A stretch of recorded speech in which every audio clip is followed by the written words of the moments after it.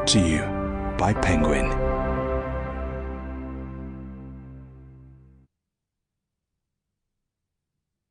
Self-Defense, written and read by me, Daniel M. Davis. We need each other. We could live as friends. If you'll forgive me, I will make amends. Learning to live with the one body you've got. Beatrice Garland. Introduction. How we differ. Every year, as a professor of immunology, I give talks to 3 different audiences: other scientists, students, and the public.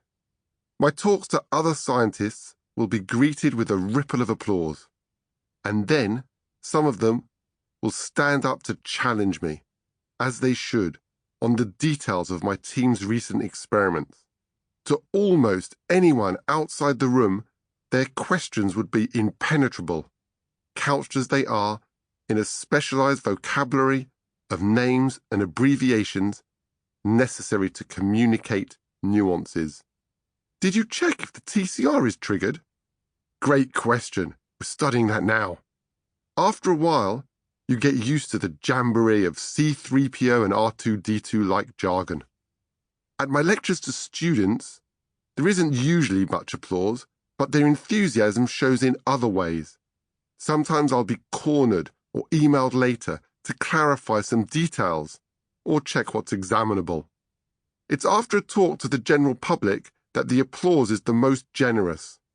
Then follows, every time, a series of seemingly simple, but actually really difficult questions, mostly, if not exclusively, about how to achieve good immune health. Is it true that orange juice can help ward off colds? How does age affect our immune system? Is mental health really connected to inflammation? How important is vitamin D?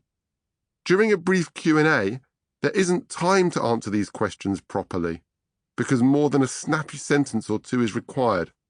But these big knotty issues are what I want to tackle in this book. To answer such questions, and others like them, I want to take a deep dive into the immune system, in all its complexity, and the vital role it plays in illnesses, pretty much all of them.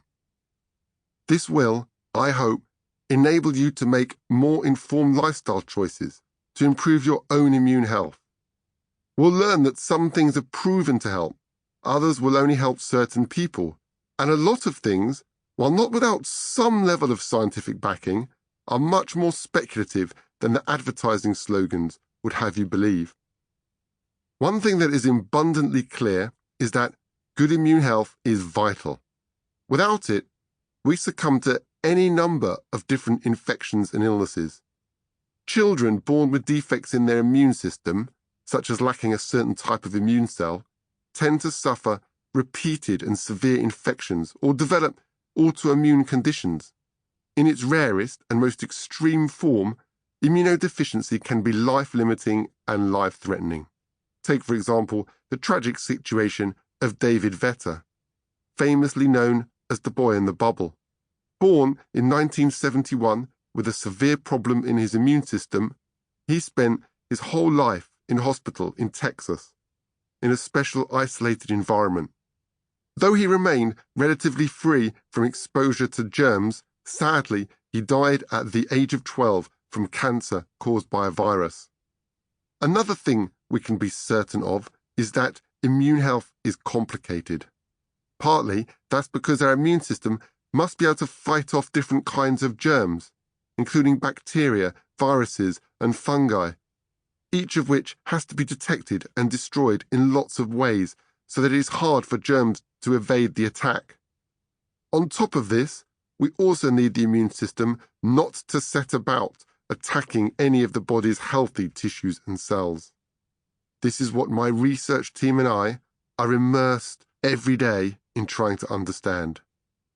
For example, we examine how an immune cell will latch onto a cancer.